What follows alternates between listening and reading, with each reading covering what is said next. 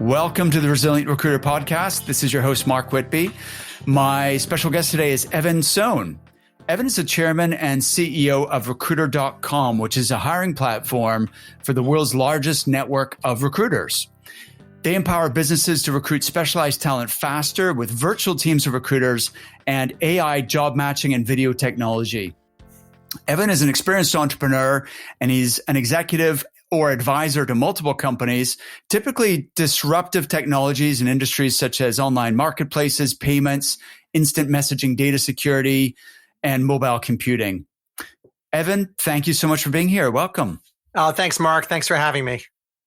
All right. Awesome. Thanks for that nice introduction, by the way. You say the word mobile, so you got a nice little background there. It's nice. I have a hybrid accent. I'm from Canada, but I live in the UK. I know where you're from. I could tell by the word mobile where you're from. So, So I might say things a little different to you, but that's all right. That's great. Listen, what you and I exchanged messages before this, and you highlighted the need for the recruiting industry to change in a post-COVID-19 world. Could you talk a little about that? What did you mean by that statement? Yeah, so look, my heart goes out. And again, we have this opportunity as an industry to really make a difference at a really critical time in our country and really around the world. I gave someone an example. If 10 million people had to move out of their homes because of COVID, right? And all of a sudden now the government said, we got to get these people back into homes. And the homes ranged from mansions to condos, to low-income housing, to apartments and regular homes, two-story homes. The government would call out the National Guard of real estate, realtors, and say, hey, we need you guys to help get everyone to find a home really quickly. That's the challenge that we have today. And we got to figure that out. When everyone saw the numbers last month and everyone was a little depressed, and actually our recruiter index, we could talk about that a little later, actually was more optimistic than the actual numbers. And they just revised January's numbers from 49,000 to 166,000. So we were more accurate, our index. There were over 5 million people hired last month. Right. So, awesome. When we look at the job numbers, we're looking at net new. Right. So even the report just came out this morning. So it's, 300 plus thousand new jobs added. But that means that there were 5.3 million job people hired, something like that, something in that 5+ range. So what's really incredible is how do we get, if there are millions of people out of work and we're only adding 300,000 jobs, is just a certain amount that we can do, right? We don't have the bandwidth to hire 9 million people in a month. Mm-hmm. So how do we fix that? And I'll give you some crazy stats. I'm not inventing these, right? The average hire takes 42 days, 250 resumes, and over $4,000 per hire. That's not to pay the person. That's like to hire the person. So the question then, Mark, is, we're all this argument about minimum wage, et cetera. Imagine if we could reduce that cost from $4,000 to $3,000. Like, why are we not talking about that? Why are we not talking about how to get the 42-day hire down to 30 days? And I think there's an opportunity in technology to really make that happen. And we're excited at Recruiter.com to be part of that process. Hey, fantastic. So the stats you mentioned in the beginning, so 5 million people hired last month and 300,000 jobs added. Where are those stats from? Yeah, so that's actually the labor report came out this morning about the 300 plus thousand jobs that were added. And I don't know how many actual jobs were hired. I'm giving you from 2 months ago, it was 5 million. And again, I'll give you another number. Yeah. That's pretty incredible. So there's 150 million people employed in the US, something around that number, right? And forget gigs and forget all that other stuff, right? 150 something million employed. Voluntary turnover, right, is between 22 and 27%. That's voluntary turnover. So if the world was perfect, there are people looking for jobs every day. Yeah. There are people, that's millions of people who are moving careers, finding something new to do. So there's a lot of activity. In fact, They said millennials now, 20% of millennials are leaving within the first year of their job, like to go something, a new career. The day and age of our parents or grandparents where, you had that one job at IBM for your whole life, that's finished. In fact, Right. Mark, I would say if you saw someone's resume and they were at the same job for 15 years, you would probably ding them over someone who was at 4 exciting opportunities over the last 15 years. You're like, wow, look what you've done in your career. Yet, when I was coming out of college, oh no, you got it. You want to have that longevity. You want to show that, et cetera. So things are changing. And let's not forget the gig economy. Another good number for you. 35% of all adults in the US have a side gig. Pretty crazy. Really? That's a 35% number. Wow. So there's That's this whole... interesting. Yeah, the crazy numbers. So you got a lot of mobility, a lot of things moving around. The whole world is now working remotely. By the way, another statistic that came out of our recruiter index, the priority of remote work for candidates over compensation. Like never in a wildest dream would someone be able to offer you less money, but let you work remotely. And that's happening today. You're seeing that happen today. Yes. So I'd like to know more about your recruiter index in a second, but just to give some context here, I guess there's 2 dimensions that I'd like to explore with you, Evan. One, of course, is the recruiting industry, which, based on the huge network of recruiters that, recruiter.com represents, you have some authority to speak on there. But number 2 is also the entrepreneurial side, because you're an entrepreneur and many of my audience are business owners. So I think that's a potential interesting area to explore as well. You've described this recruiter index a couple of times. Could you elaborate on what that is? Yeah, sure. So first, let's just, when it comes to your audience, I am probably the least experienced recruiter with your audience. So, okay.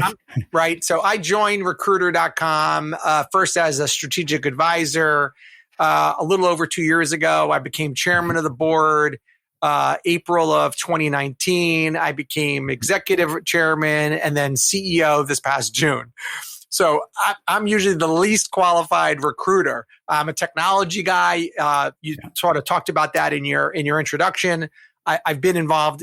I've had the blessings and the luck to be involved with some really exciting companies in different industries. Started my first one right out of NYU business school in mobile computing. Grew that over a period of a decade. Got purchased by Dun & Bradstreet, and have been involved in a number of other industries and companies. But I really like, looking at how do you leverage a network, how you leverage technology to really disrupt an industry. And disruption really means that there's already spend going on in that space and you're going to shift that spend. So I was with a payment company called Point, P-O-I-N-T, and they made a smart terminal. That company got bought by GoDaddy.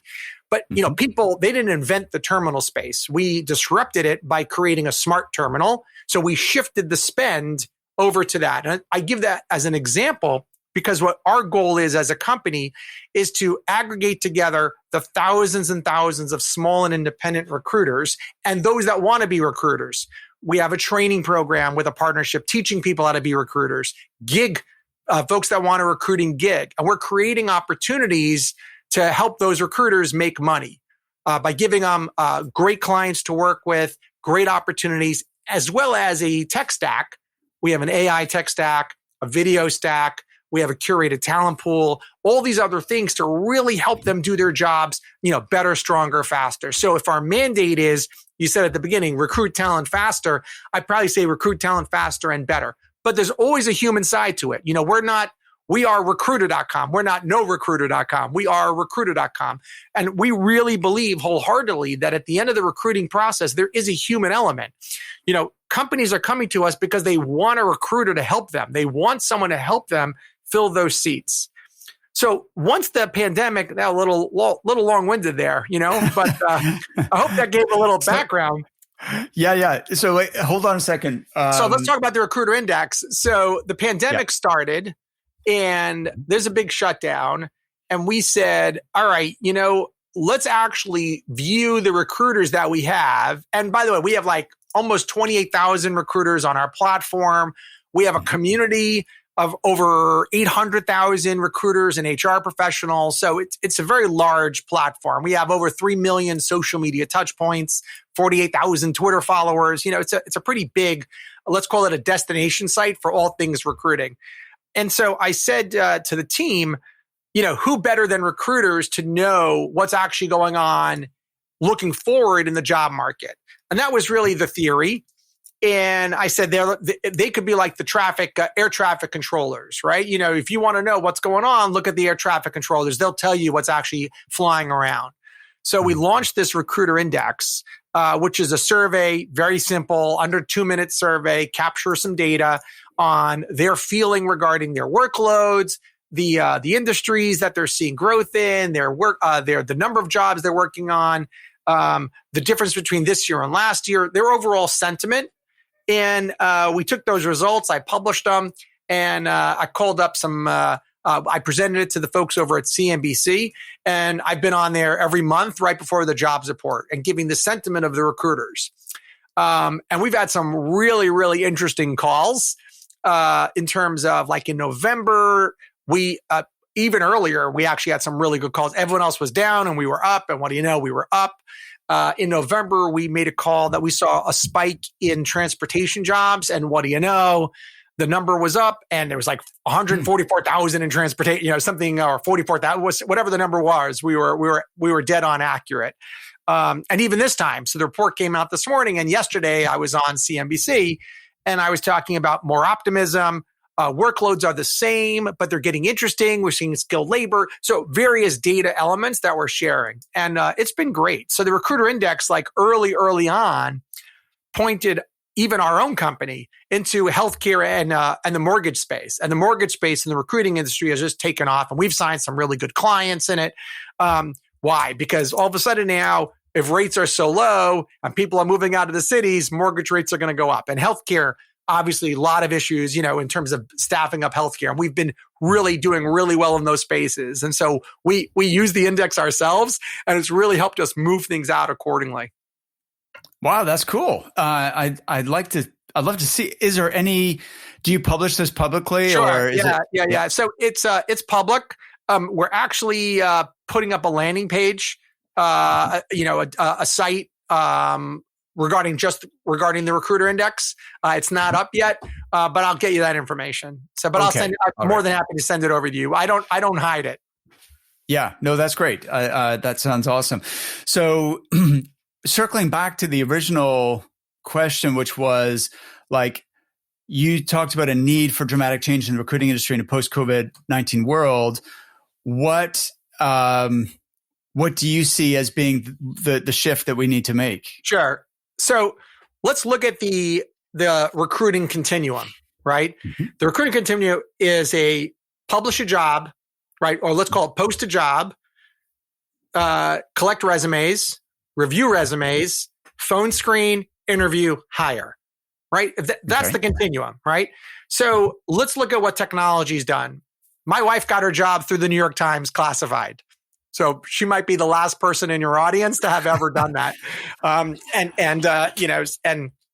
really, like, classified ads. So the good old days of classified ads have been replaced with Indeed and ZipRecruiter. By the way, a decade ago, it was Monster.com, Hot Jobs, The Ladders, right? But we're posting a job on a job board. Okay, that's what's happened there, right? That's the digitization of the job board, the niche boards, et cetera.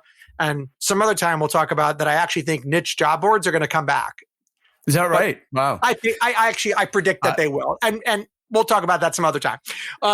So submit resumes. Okay, so that's been automated with some bots that'll go out and find people on a proactive and reactive basis. Review the resumes. Okay, we all have AI that'll help us review the resumes and resume parsing and only show me the candidates that meet these certain qualifications. And then, hey, maybe I'm doing testing to make sure that they have them. Then I'm going to do a phone screen. Okay, so we have phone screen, and now we're doing video screening. Spark Hire, Hire Review, we do it, phone screen, video screening, et cetera. And then interview, which is now online, right? Zoom, Teams, et cetera, interview. And now even the hiring process is being automated through things like DocuSign. So instead of spending days filling out paperwork, we're moving things around there. But essentially, that process hasn't changed at all, right? That has been the continuum, right? So that whole step. But if you look at things like Tinder and Match.com, right, the Tinderization of the economy says, if you were looking for a stand-up comic to host an event, you wouldn't read their resume. No one would say, "Oh, here are resumes of comics." You would say, "Send me clips of the comics. I'll see the clip that I want." And by the way, the person's only going to send you the clip. You're only going to want to see the clips of the people who are available, who meet your price range, right? Who are the comic genre that you're interested in, right? So there is a filtering before you get there. You're going to see videos and you're going to select the 3 you like. And what do you know? Then you're going to look at their resume and go, "Oh, this guy performed on the Tonight Show. That's fantastic." By the way, dating, the same thing, right? Show me the people that live near me, that the age group, the age bracket, but don't tell me that they love tennis. Right? I don't want to read about that they love tennis. Show me their video, show me their picture. If I like them and they like me, now I'll go learn about them. But yet in recruiting, we're doing the opposite. We're still doing the old-fashioned way. Here's a piece of paper. Let's review them. And once I figure out the short list of people that I like, now I'll go meet them.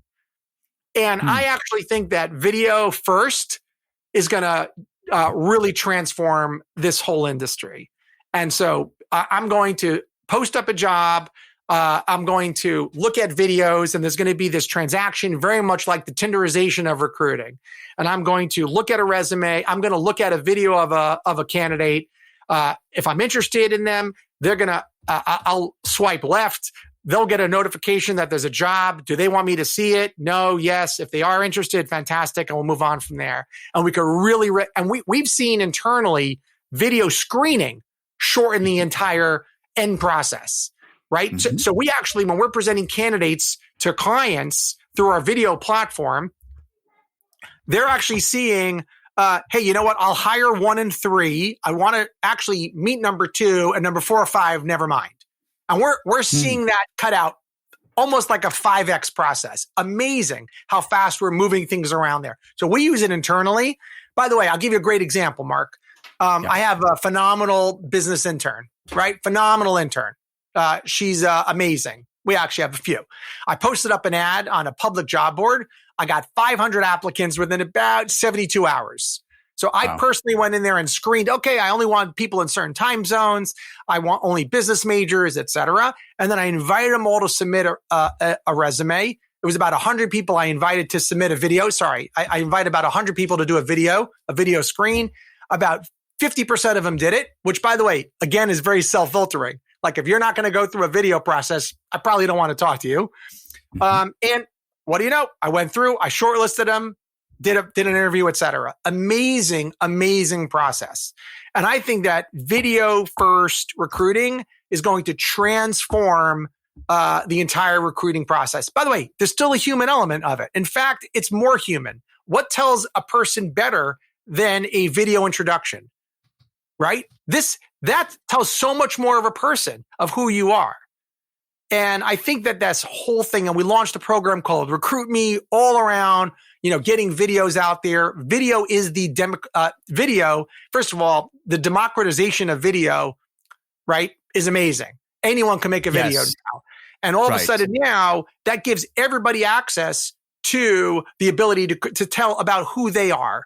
And you're going to see, I think it's going to be amazing to watch how video transforms the recruiting industry. By the way, last tidbit for you.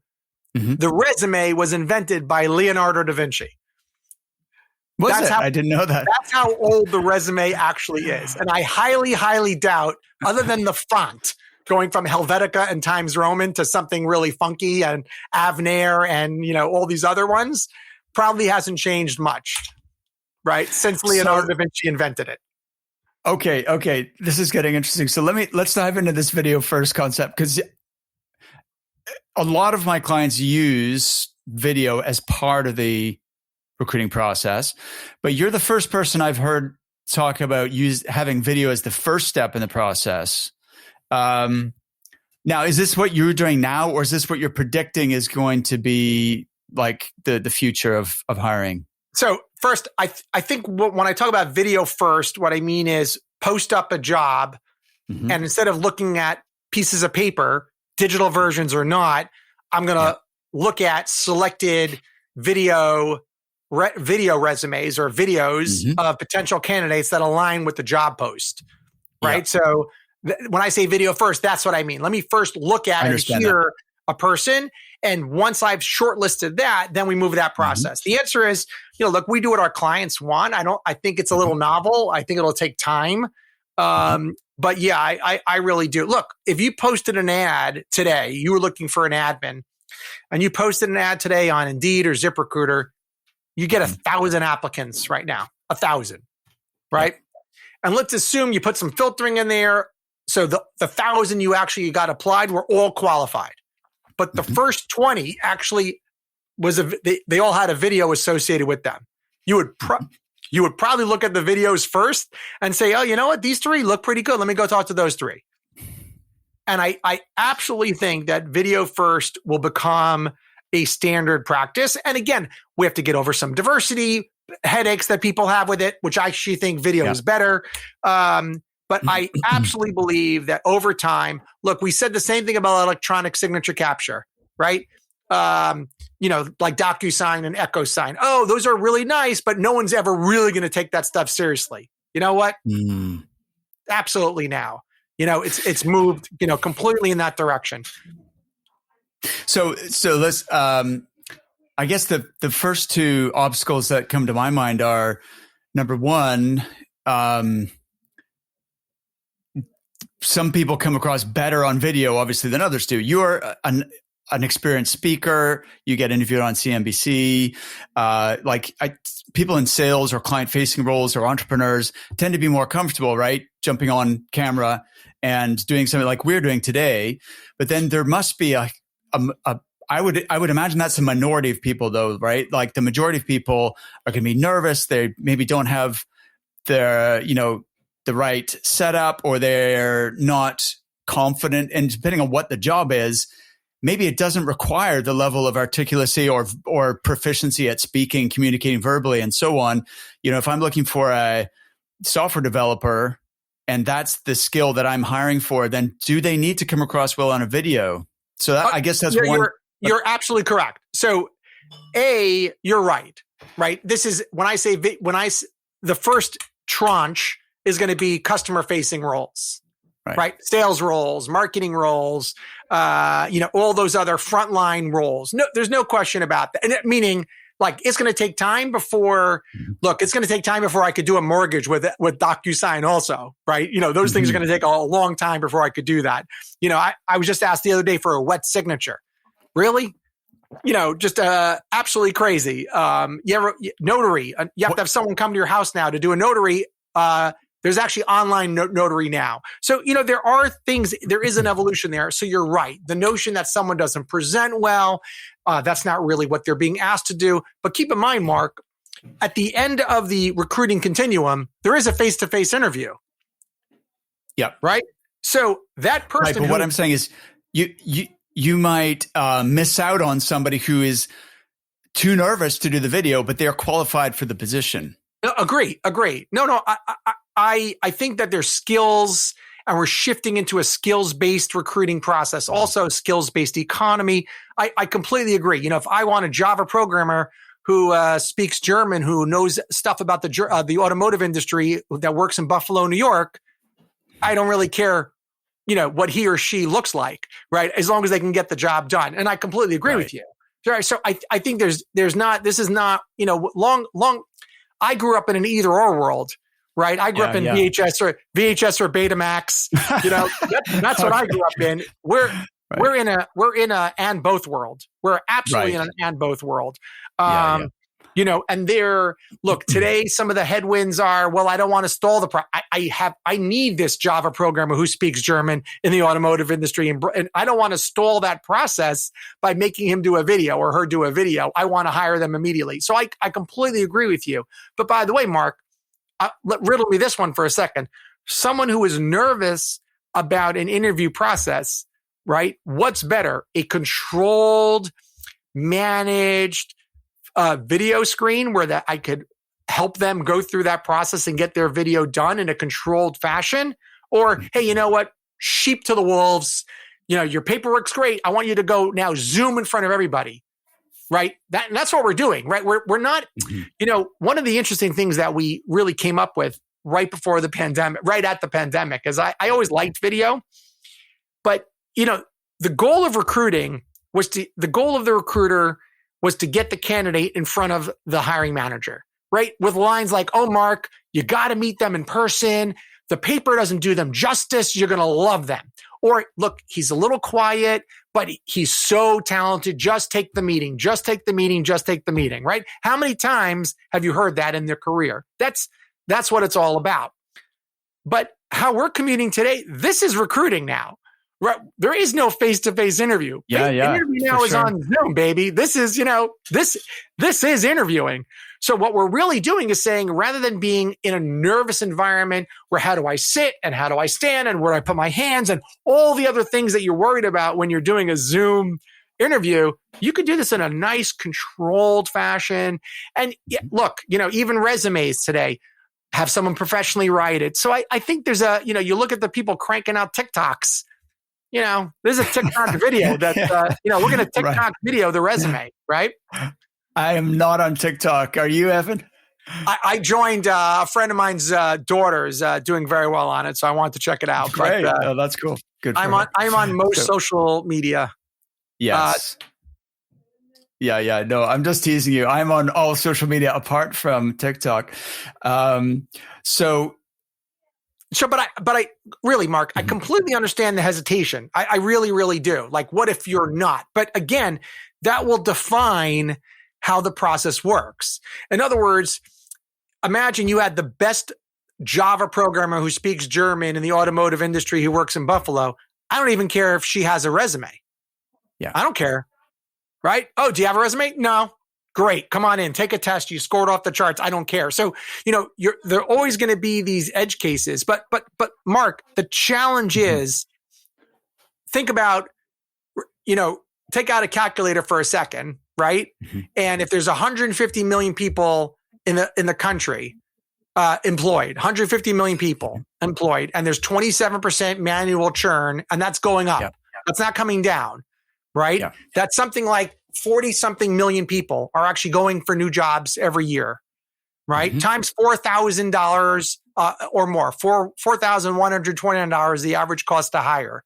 You're talking about, billions of dollars, really. And I'm talking about like more than the actual recruiting industry, which is a $120 billion industry. You're talking about a crazy, crazy number, right? $200 billion is spent hiring people. In terms of time spent, appointment setting, resume reviewing, et cetera. $200+ billion is spent hiring people in the US. We don't have the time to do that. If we're going to get 10 million more people hired through this pandemic, and what a great opportunity. Let's not argue about, let's not fight around raising the minimum wage. Let's fight about lowering the cost to hire from $4,129 to $3,000. Let's put $1,000 back to that business. Let's come up with technology. Let's change that, because that's how that's going to happen. There were 300. Everyone's so excited. We added 300,000 new jobs this month. And by the way, I think it's amazing. I'm so happy, for the people that are finding jobs. Okay. This is an amazing, amazing thing, but we need, think about, there's probably something like 9 million people out of work. And that doesn't count the underemployed. That doesn't count the people graduating college, the people that are out of work, the people that have now shifted into gigs because they are out of the full-time work. Let's call that number 10 million, right? Or at 300,000, we need many, many, many months, right? So that's like 32 months to get these people back hired again. We don't have that time. So we got to change the process. I'll give you another good example, Mark. You'll love this one. Ready? In preparation for my TV spot, I always look at ZipRecruiter, and I'll see how many open jobs they have. And I'm watching that trend, right? Because I think that's a very good leading indicator, is how many jobs does ZipRecruiter have open right now. And right now, the number is around 8 million open jobs. So it's pretty crazy, right? So when you think about it, they have 8 million open jobs, actually up 7.5% from January, from the last time I did it. So I did it February 4th and now March 4th. So I did on February 4th and then March 4th, and I got the numbers. So there are 8 million open jobs. Now that's crazy. There are 8 million open jobs on ZipRecruiter, yet we have 9 million people unemployed. But the answer is that we still hired 5 million plus people last month because there's just so many, there's a process of getting someone hired, right? And like I said, that's how I started the conversation. 42 days, 250 resume. We got to change that. Because if we don't actually make an impact to those fundamental numbers, what it costs to get someone, what it costs to hire someone, the time it takes to hire someone, we are not going to make a significant impact to these job numbers. That's it. It's just really that simple. Okay, great. So talking about your hiring process, which was post a job, collect resumes, telephone screen, and then interview and hire or whatever it was. So a lot of my listeners are headhunters. So like your stat of 27% voluntary churn, whatever the term you used was, people looking for a job, basically 27% actively looking for a job. That means that there is 77% of people who are not right now looking for a job. Okay, and my client's job is to go out and find them and persuade them to consider another opportunity. How does that factor in here? That's great. So two things. One is I don't think this video first thing is going to happen in 21. I think it's going to, our job is to help recruiters hire talent faster.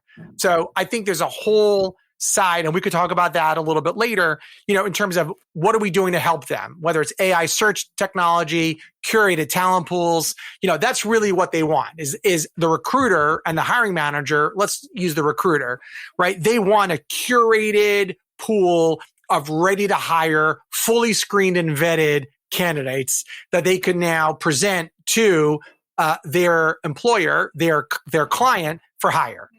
So the challenge that they've been doing on their own is they've been creating their own curated talent vetted screen pool, right? And I think that there's technology that we have at recruiter.com that could really expedite that overall process, starting with our first curated talent pool. And I hate plugging stuff, so I'm really trying to avoid plugging recruiter.com, but I appreciate it, is a 250,000 plus curated talent pool of high potential candidates. So these are early career, fresh out of university, really, really high performing candidates. We bought a company called Scouted. That's really what they specialize in. They average 15 resumes per hire. So not 250, 15 with videos, et cetera. So all of a sudden now to your headhunting client base or, your headhunting listeners, we can help them expedite that overall process. And that's what really we want to do. We want to help them expedite that process. Now, to the 27%, 22 to 20% churn, 50% are actually out there looking. So the number of candidates that are open to jobs is the highest it's ever been, which, by the way, you would think that if you told your grandfather, right, hey, there's a pandemic, there's been a lockdown for a year and I have a great job, but I'm still looking for a job. He'd say, what are you, nuts? Just stay where you are, ride out the storm. All the things my grandpa would say. Yet there are people looking. There are 50% of candidates are open to new jobs. And I think what the pandemic has done has really shifted. First of all, this whole remote thing is unbelievable, right? And why I think it's crazy is, the last time, Mark, that you looked for a job, and let's assume you were at a big company, right? So let's run through for your audience what that looked like. So you come to work and you tell your boss, look, I got to go. I got a funeral I got to go to this afternoon. It's really sad. My uncle's wife died. It's really sad. The family's really traumatized. I got to go to a funeral. I'm going to be out of pocket for the afternoon. I brought a suit to work. So this way, why are you wearing a suit? I'm changing. I got to go to this funeral. So I'm out the afternoon because I went to go to an interview. Then I'm getting calls from the headhunter, and I keep telling my boss, look, it's my mom. I got to go outside, right, and talk to my mom. My mom's calling me. I got to go talk to my mother. So there's this whole cloak and dagger, and it's a whole process of getting hired. And forget getting hired. The whole interview process is just one big funeral, cloak and dagger, hospital. My kid, I got to go to the school, like all this stuff. Let's look at today. Interviewing today means, can you find 15 minutes during the day to jump on a Zoom or, a Teams meeting, right? That's interview today. Way easier. So much easier. Like at a crazy level easier, right? Hey, I'm going to be out of pocket. I got to teach my kid math from 2 to 2:30. Sorry about that. And I'm interviewing. Like, it is so much easier. So I actually think that you're going to see that churn number dramatically increase. By the way, let me tell you the flip side for a second. And by the way, for our audience, the recruiters, churn, we live on churn. Yeah, we like churn. The more transactions going on, the better. I do think it's going to impact success fees, but that'll catch up eventually. But now let's look at a company. If you've ever been in a company that was laying people off, what's the conversation? Look, everyone loves Sarah. Sarah, she's fantastic. She makes the best coffee. We can't get rid of her. She's so happy. Fred, I go to drinks with Fred once a week. This is going to be so depressing. If we're all remote, now you're looking at a Zoom screen that has 20 people less. It's far less emotionally impactful to move people that way. So you take remote work, the growth of the gig economy, the growth of people looking for skills-based, I want to have a skill. You got millennials who are churning even faster, and you're going to see the rapid churn rate in corporate America is going to go much higher, both voluntary and involuntary. Interesting. Yeah, that makes sense when you put it like that. Something I wanted to ask you, Evan, is so. I haven't taken a close look at recruiter.com. I've seen in the past, I've looked at sort of online marketplaces for recruiters. And honestly, I didn't like it for a couple of reasons. One was typically client is looking for a reduced fee. And so it's And so the recruiter is compromising by saying, well, look, I didn't have to go out and cold call or, do a lot of hard effort to find that job. So I'm willing to take a lower fee. And that seems to be the trade-off. But so that was one concern was the potential that the placement fee value. But the other concern I had was whether it encouraged clients to not have to talk to the recruiter. Like they just, let me put the information out there on the portal and you can see the job description, and then you send the resumes, and then I tell you if I like them or not, which ones we want to interview. And to me, the real impact of a recruiter, you mentioned the human element, which we need to keep, is that this is the person who really understands the client really well, understands their culture, their values, really the personalities involved, and what's most important to them over and above the job description, right? And then they also really understand the candidate's motivations, why they're looking to leave their current situation, what is going to, convince them to take their next opportunity. And they've entrusted you with a lot of, knowledge. And that is the power of the recruiter as an intermediary, is that you're able to broker a deal that is a win-win for both parties, which requires conversation and relationship to occur. And I feel sometimes platforms have a dehumanizing effect. Exactly. I was going to say dehumanizing. That's not quite what I mean, but the effect of putting a barrier in the communication, I guess, is what I'm where I'm going with that. What are your thoughts? Yeah. So, look, we are really an on-demand platform for recruiters. So what we're really doing now is we bring opportunities to recruiters on demand. The recruiters are paid by either the hour, by the project, or by success. But our fastest growing area is really on-demand recruiters. We really believe that if you go back to our mandate, recruit talent faster and better. So what's the slowest way to recruit talent? Let's go backwards. The slowest way to recruit talent would be to find the wrong recruiter who has no subject matter expertise, give them no candidate pool to work with, no curated talent pool. They don't have a list. They don't even know anyone in that industry, and pay them on success, right? Because you're never going to get anywhere. So the opposite. Agreed. Yeah, that would be the wrong approach. But that's the wrong way. So the right way is to find the right recruiter, subject matter expertise, understands the space, understands the clientele, give them, or they have, a curated talent pool, engaged talent pool, et cetera, and then compensate them either on a project basis or by time. And I think fundamentally, Mark, the transition that we're going to see in the recruiting industry, and again, I'm exaggerating to prove a point. Like, in other words, I don't think it's an either or. I do think it's an and both.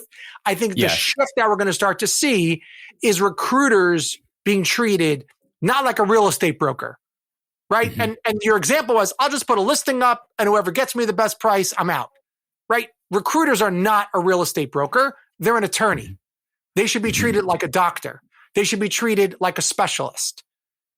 That's really how we want to treat. Now, this isn't sourcing, and maybe there are areas of recruiting that are more commoditized, sourcing, getting a list, et cetera. But that end result of a recruiter, the human element of recruiting, is a professional, is a serious professional, like a lawyer. And I want the right lawyer. I'm not going to hire an employment attorney if I'm having a corporate litigation. I'm going to hire an IP attorney if I have IP related activities. My in-house counsel might be a generalist, but if I need something specific, I'm going to go get that specialist.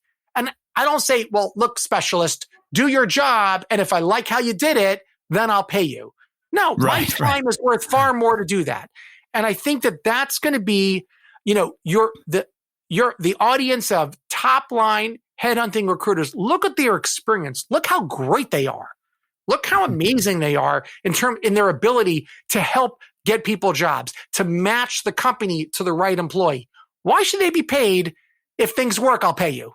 Well, who does that? No, agreed. By the way, if I like how the surgery came out, then I'll pay the doctor. Otherwise, exactly. Otherwise, my arm still hurts. My arm still hurts. I'm not paying you for the surgery you did.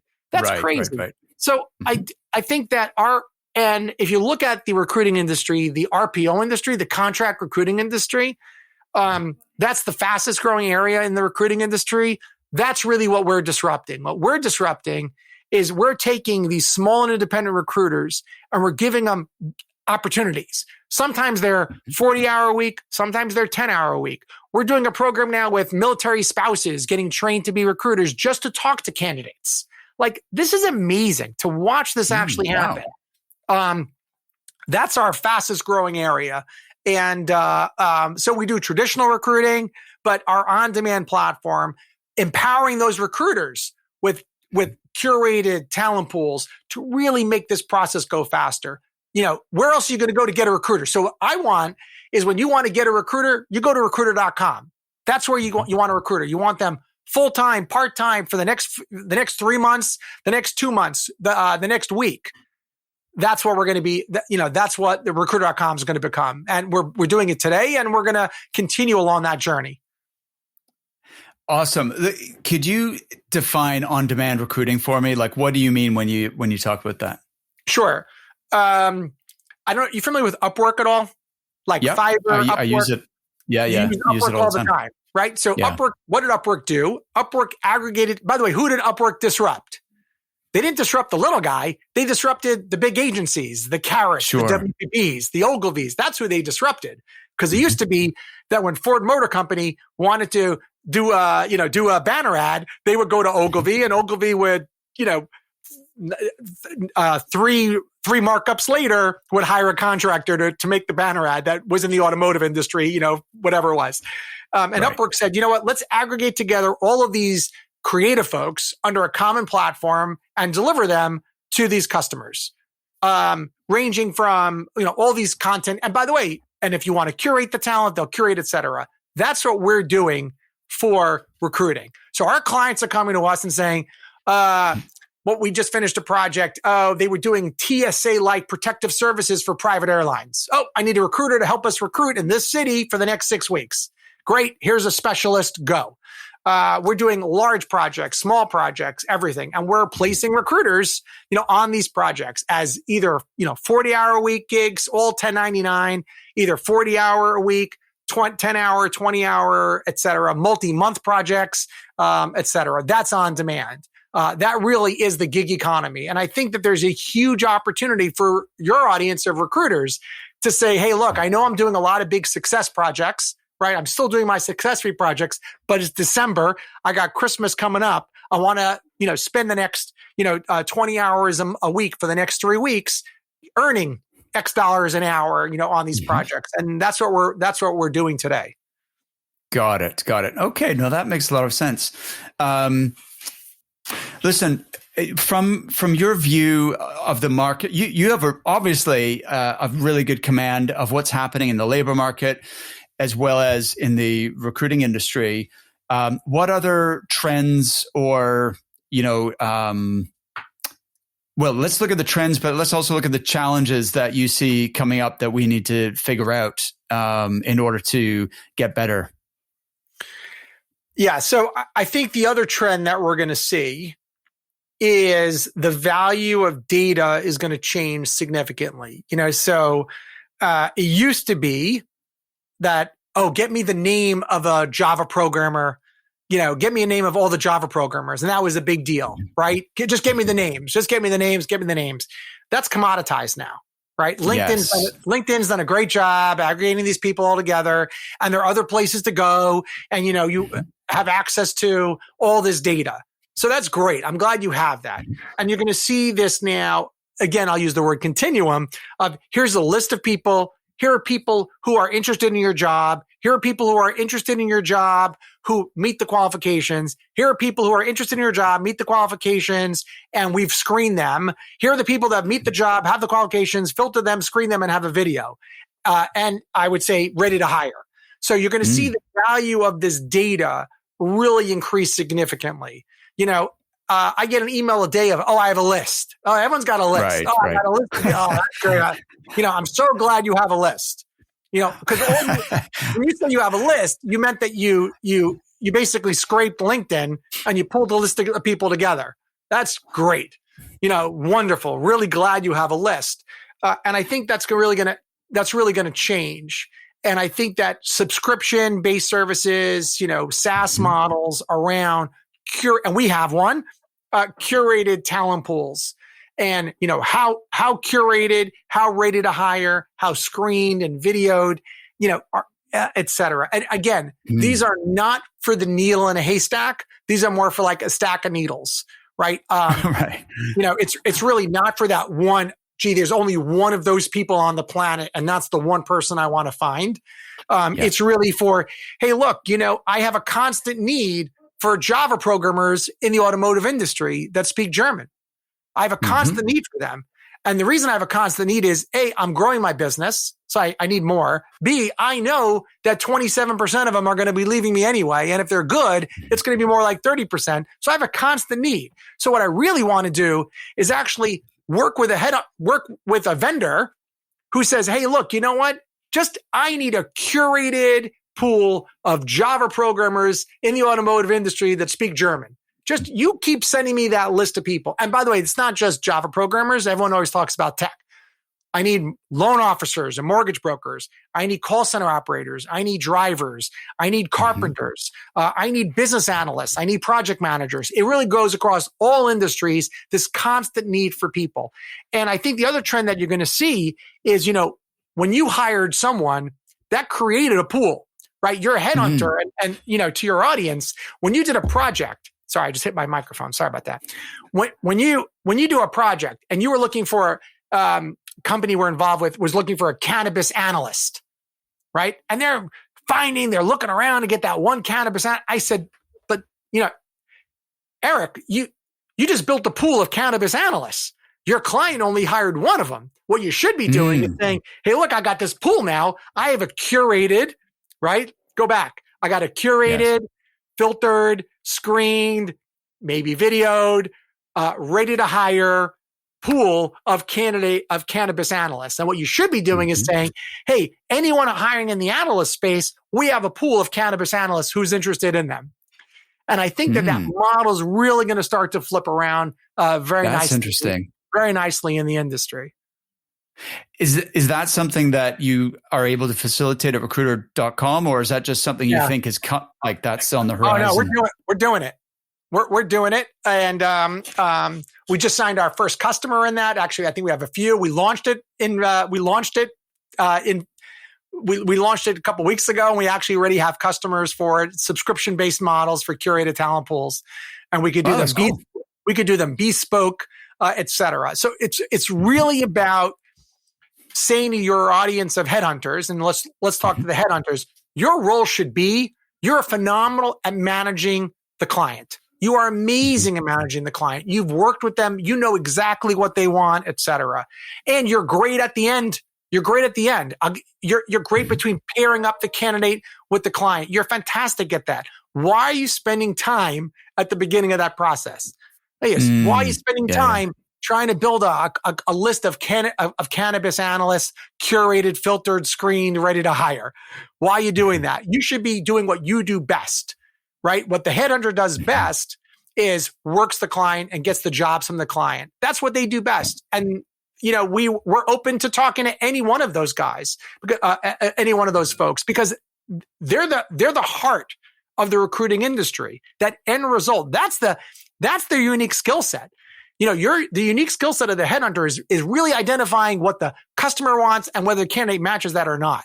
Well, what do you do? How do you build your list? Well, I have people, and I have people, and I have people. Right? There's always an answer. I got people as sourcing, but they're building a candidate pool. And by the way, sorry, I know I see you're about to jump in. When you talk to a headhunter that's really awesome at their space, they have their curated talent pool screened and filtered in their head. They have that. Oh, you need this needle in a haystack. Oh, I know those needles. Steve's about to come off that job, and Francine is about to quit. And it's like a baseball team trading players. Like, they know all the players in that space. They've created an internal, curated, screen, vetted talent pool. And that's what we're doing from a programmatic perspective. Wow, that's super interesting. I'm really glad we had this conversation today, Evan. Listen, one more thing I wanted to ask you is, I know you're really involved in fundraising for cancer research, and you've got the Sohn Conference Foundation. Could you just speak briefly about what you're doing there? Sure. So the foundation is actually in memory of my brother. I had a brother who died of cancer in 1993, so a long time ago. He was a Wall Street trader, and his name was Sohn. And after he died, he had a 5-year bout with cancer. His manager and friends and colleagues really had this great idea to raise money in his memory. And the idea was a hedge fund conference. So it's a conference of hedge fund luminaries who donate their time. And actually, we invented the 15-minute TED Talk. We did that 26 years ago. So there's a shot clock. Each speaker speaks for 15 minutes, gives their best idea, their best stock idea. The audience pays to attend the conference. The speakers donate their time. They often donate money also. And then the proceeds all go to charity. In this case, all the proceeds go to pediatric cancer and related children's diseases. So we started in New York 26 years ago. 25 years ago, something like that. We just had our 25th anniversary. So 26 years ago. And now we're in 11 cities, 10 countries, 5 continents. We've raised over $90 million for pediatric oncology. So it's been very, very rewarding. Amazing. Yeah, really incredible. It's the most fun I have is that. Really is the most fun. Making real serious impact into the lives of children and their families, suffering from cancer. But we're in Australia, Israel, Hong Kong, really around the world. Someone asked me, is that your job? You get paid? I go, I donate money to the foundation every year. So it's a job. We have an incredible team of people really amazing board. Each country has its own dynamic, their own committee, their own chairs. The money really stays local. So we actually do projects on a global basis. And it's just amazing for me that my brother's name is really being carried on in such an incredible fashion. And people talk, it actually, if you ever, go to YouTube and you watch videos from it, they talk about it as a noun. Like you got guys like Larry Robbins and David. Oh, I've been coming to Ira Sohn for years. Like my brother's name is really like a noun. Like, I've been going to Ira Sohn. I'm doing Ira Sohn. I want to thank Ira Sohn. And it's really amazing to watch what it's become. Wow. I love that. That's a brilliant thing that you're involved in. So Evan, this time has gone fast. You're a fun guy to talk to. So thanks for being here today, and have an awesome day. Speak to you again. Mark, again, thank you so much for your time and this opportunity. My pleasure.